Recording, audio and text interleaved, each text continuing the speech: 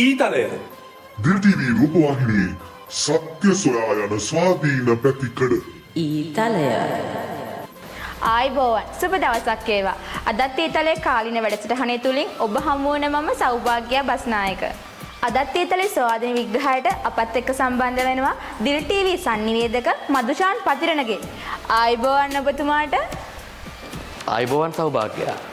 ඊතලය පහුගිය දවස්වල කාන්තාවන්ට ලිංගික හිංසනය කරපු ප්‍රශ්න ගොඩකට මූණ දීලා ඉන්න මිහින්තලේ ජීවධාරියෙක්ට වනචාරියෙක් කිව්වා කියලා කුපිත වෙලා ඉන්නවා. ඇත්තටම කිව්වොත් එහෙම දැන් අපිට පේන්නේ එතුමාගේ රස් බැහැලා වගේ. ඇත්තටම මදුෂාන් සංඝරත්නයේ කම්සප හිමිද? ආණ්ඩු පක්ෂයේ අමාත්‍ය කේ.ඩී. ලාල්කාන්ත මහත්තයා යම් උත්සවයකදී ප්‍රකාශයක් සිදු කරනවා මිහින්තලේ වනචාරියා කියන යම් ප්‍රකාශයක්.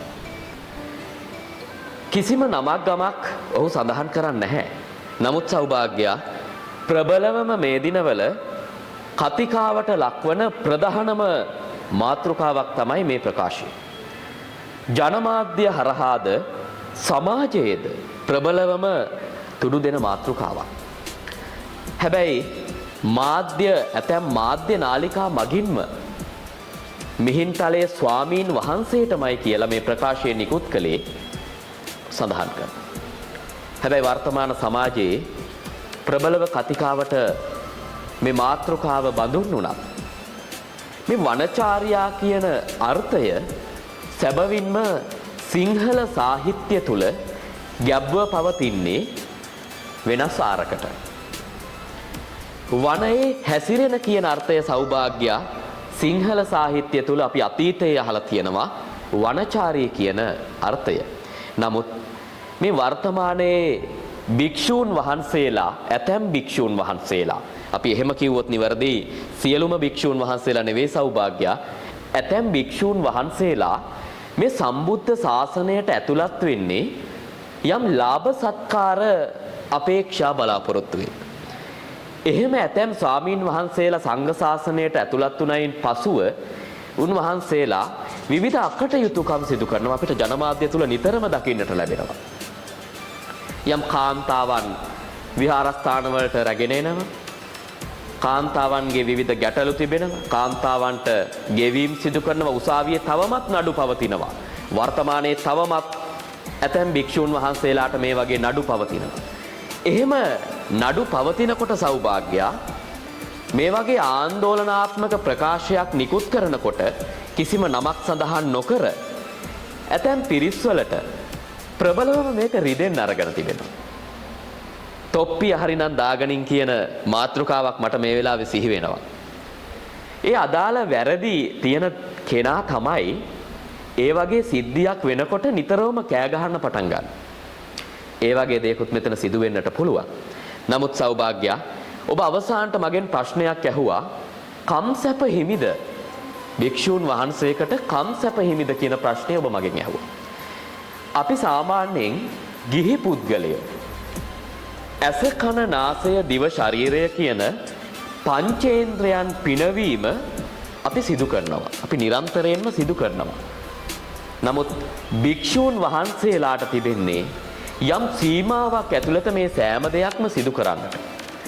අතීතයේ සම්බුද්ධ දේශනාවල පවා බුදුරජාණන් වහන්සේ භික්ෂූන් වහන්සේලාට යම් විනය නීති පනවලා තිබෙනවා. යම් කාල රාමුවක් තුල එහෙම නැත්නම් යම් විනය නීති රාමුවක් තුල ඒ අදාළ දේවල් සිදු කරන්නට. වර්තමානයේ ඇතැම් භික්ෂූන් වහන්සේලා මේ රාමුවෙන් පිටතට ගිහිල්ලා Tamanගේ සුඛ විහරණය ලාභ සත්කාර බලාපොරොත්තුවෙන් යම් යම් අකටයුතුකම් සිදු කරනවා. ලාල්කාන්ත මැතිතුමා නිකුත් කළ මේ ප්‍රකාශයට මාධ්‍ය නාලිකා මගින් විවිධ කුමන්ත්‍රණ දියත් කරලා ඇතැම් පිරිස් උසිගන්වලා දේශපාලන බල අරගල ක්‍රියාත්මක කරලා මේ හදන්නේ සම්බුද්ධ ශාසනය පිරිහෙන්න. ඇත්තටම සෞභාග්‍යයා භික්ෂූන් වහන්සේ නමකට දේශපාලනයක් ගෑවෙන්න හොඳ නැහැ. ඊතලය විජේදාස කියනවා 80 ගණන් වල JVP එකේ සංඝරත්නය ඝාතනය කරාලු. පන්සල් විනාශ කරාලු. රටේ තිබු සියලුම සම්පත් විනාශ කරා කියනවා. ඉතින් ඇත්තටම මදුෂාන් JVP එකෙන් මේවයි කුමන්ත්‍රණ කරාද? මිනි මැරුවද? ඔව් සෞභාග්‍යයා. විජේදාස රාජපක්ෂ මහත්මයා මේ සඳහන් කරන්නේ 1988 89 කියන මේ කාලපරාසය තුළ ලංකාවේ සියලුම තරුණ පිබිදීම් නැවතිලා තරුණයන්ගේ සියලුම අදහස් බලාපොරොත්තු යටපත් කරන්නට උත්සාහ කරේ මේ ජනතා විමුක්ති පෙරමුණ කියන කණ්ඩායම. ඒකයි ඔහු සඳහන් කරන්නේ. නමුත් 1988 කියන මේ කාල පරිච්ඡේදය තුළ ලංකාවේ සියලුම ප්‍රජාතන්ත්‍රවාදී ඡන්ද අයිතියන් අහෝසි කරන්න පටන් ගත්තා. 1983 එවකට පැවති ආණ්ඩුව එක්සත් ජාතික පක්ෂය ජේ.ආර්. ජයවර්ධන ප්‍රමුඛ කණ්ඩායමක් මගින් මේ කළු ජූලියක් ඇති කරා. මේ කළු ජූලියට සමගාමීව එවකට ජනතා විමුක්ති පෙරමුණේ සියලුම නැගිටීම් පිබිදීම් එක්ක යම් තරුණයන්ගේ පිබිදීමට ඔවුන් බාධා කරන්න පටන් ගත්තා. මේ තමයි ලංකාවේ ඝාතන රැල්ල 88 89 අපි හැමෝම කතා වෙන ඝාතන රැල්ල ආරම්භ කරන්න පටන් ගත්තා. මාතර සහ අනුරාධපුරය කියන ප්‍රදේශවල මුලින්ම 84 මේ ඝාතනයන් සිදු වෙනවා. මේ කාල පරිච්ඡේදයේ ජනතා විමුක්ති පෙරමුණ ප්‍රමුඛ මේ කණ්ඩායම කිසිදු ලෙසකින් ගල් කැටයක්වත් අවියාවුදයක්වත් ඔවුන් භාවිතා කරන්නේ නැහැ. ඔවුන් කිසිම විටක වෛරී සහගත සිතුවිලි පතුරවන්නෙත් නැහැ. මේ විදියට කාලය ගත කරනකොට තරුණයන්ගේ පිබිදීම් සිතුම් පැතුම් ඔවුන් අතුගා දමන්න තමයි මේ දේශපාලන ක්‍රමයත් එක්ක සෞභාග්‍ය කටයුතු කරලා තිබුණේ. ලංකාවේ වත්මන් ජනාධිපති අනුර කුමාර දිසානායක මැතිතුන්ගේ නිවස ඉදිරිපිට එල්ලලා තිබුණු රත්නමාලී යන්ත්‍රය පවා ඉදිරිපස වතුසුදු ගහක එල්ලලා ඔහුගේ නිවසත් ගිනිබත් කළා. ඇතැම් කෙනෙක් කියන්න පුළුවන් ජනාධිපතිතුමත් මේ කලකෝලාහලවලට සම්බන්ධයි. එතුමාත් මේ ගිනිතිවීම් වලට සම්බන්ධයි කියලා නැහැ. එතුමාගේ නිවසත් ගිනිබත් කරා මේ කාල පරිච්ඡේදය තුල. තරුණයන්ගේ අදහස් බලාපොරොත්තු සිතුම් පැතුම් යටපත් කරලා තිබුණු දේශපාලන යුගයක මේ වගේ අවාසනාවන්ත ප්‍රකාශ නිකුත් කිරීම අතිශයින්ම කනගාටුයි. ජනතාව දන්නවා මේ ප්‍රකාශයන් නිකුත් කරන්නේ කුමන පදනමකින්ද කියලා.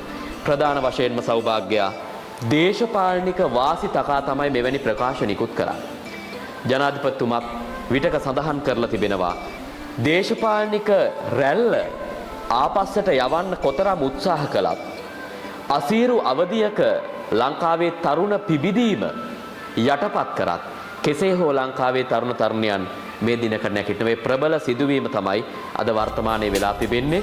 විපක්ෂයේ ඇතුළු මේ දේශපාලනික කණ්ඩායම විසින් 88 89 තනිකරම එජාපයේ කැරැල්ලක් එජාපයෙන් නිකුත් කරන ලද සංඥා මතින් තමයි මේ දේවල් වුන් සිදු කරන්නේ. නමුත් ජනතා විමුක්ති පෙරමුණේ ඕනෑ එපාකම් මත සියලවුන් ප්‍රකාශ නිකුත් කරනවා. එහෙම දෙයක් වෙන්නේ නැහැ. ඔවුන්ගේ අතපෙවීම මත තමයි ලංකාවේ මේ තරම් ඝාතන රැල්ලක් නිර්මාණය වෙන්න පටන් ගත්තේ සෞභාග්‍ය 88 89 කාල පරිච්ඡේදයේ. ඊතලය බිරිඳක් හදාගන්න බැරි විමල් වීරවංශ ඊයේ හරිනි ගෝහෝම් කියන උපවාසයක් කරා. අනේ මහත්තයෝ ආණ්ඩුවේ ප්‍රශ්නේ විසඳන්න කලින් නරකද බිරිඳගේ ප්‍රශ්නේ විසඳගත්ත නම් ගිහිල්ලා නේද මන්ද ශංකර්? ඔව් සෞභාග්‍ය. ඔබ සඳහන් කළා වගේම දැන් අපි දැක්කා හිටපු අමාත්‍ය විමල් වීරවංශ අධ්‍යාපන අමාත්‍යාංශයේ ඉදිරිපිට උපවාසයක් කරනවා. මේ කරන්නේ නව අධ්‍යාපනික ප්‍රතිසංස්කරණය ගෙනෙන්නට එපා. ඔහු හරිනි ගෝ හෝම්. ඔබේ වචනෙන්ම කිව්වොත් ඔබ දැන් සඳහන් කළා හරිනි ගෝ හෝම්. හැබැයි විමල් වීරවංශයේ උද්ඝෝෂණය සිදු කරනකොට ඒ ස්ථානයෙන් හරිනි අපේ අග්‍රාමාත්‍යතුමිය ගමන් කරනවා. එමි ස්ථානයෙන් ගමන් කරනවා. වාහන රථ පෙළක් එක්ක එතුමිය ගමන් කරනවා. ඒකත් හාස්‍යයට කරුණක්. හරිනි ගෝ හෝම්. හරිනි ගෙදර ගියේ නෑ. එතනින් වෙනත් රාජකාරී කටයුත්තකට තමයි හරිනි පිටත් උනේ. දූෂණ අක්‍රමිකතා වංචා තමා පාලනය කළ අමාත්‍ය ධූර වෙන්න පුළුවන් අමාත්‍යාංශ වෙන්න පුළුවන් පෙර සඳහන් කළ විදියටම පෙර අමාත්‍ය ධූරවල කටයුතු කරන සමයේ රටේ සම්බන්ධ හොරකම් වංචාවලට මේ පුද්ගලයෝ සම්බන්ධයි. ඔවුන්ගේ හොරකම් වංචා වහගන්න මේ වගේ ස්ථානයකට ඇවිල්ලා යම් පිරිසක් කැටුව යම් උද්ඝෝෂණයක් සිදු කරනවා. මේකෙන් Taman කරපු ඒ අක්‍රමිකතා අකටයුතුකම් වහගන්න බෑ. ඒව තවමත් ක්‍රියාත්මකයි. ඔබට මතක ඇති යම් කාල පරිච්ඡේදයක මේ પાස්පෝර්ට් නඩුවක් අහු වුණා එතුමියට සහ විමල් වීරවංශ හිටපු අමාත්‍යතුමාට. මේ පාස්පෝර්ට් නඩුවක් දැන් ක්‍රියාත්මක වෙනවා. වර්තමානයේ වන විට එතුමා අමාත්‍ය ධූර දරපු සමයේ රුපියල් බිලියන 75ක ඒ බැඳුම් කර චෝදනාවකට අධිචෝදනා බාර දුන්නා ගරු අධිකරණය විසින් මෙතුමාට. ඒ කියන්නේ තමා ඒ අමාත්‍ය ධූර දරපු සමයේ සිදු කළ හොරකම් වංචා වහගන්න තමයි ප්‍රධාන විදියටම මේ වගේ දේවල් ඔහු සිදු කරන්නේ. මේක දේශපාලනික පලිගැනීමක්. එහෙම නැත්නම් බොරදියේ මාළුබෑම හා සමානයි මේ වගේ දේශපාලනික වැඩසටහන්. ඊතලය. අදත් ඊතලයේ කාලින වැඩසටහනට අපත් එක්ක සම්බන්ධ වන දිල් ටීවී සංනිවේදක මදුෂාන් පතිරණගේ ඔබට බෙහෙවින්ම ස්තුතියි. මම සෞභාග්‍ය බස්නායක. දිල් ටීවී රූපවාහිනියේ කාලයෙන් හා ප්‍රවෘත්ති අංශයෙන් දිල් ටීවී හදවතේ නාලිකාව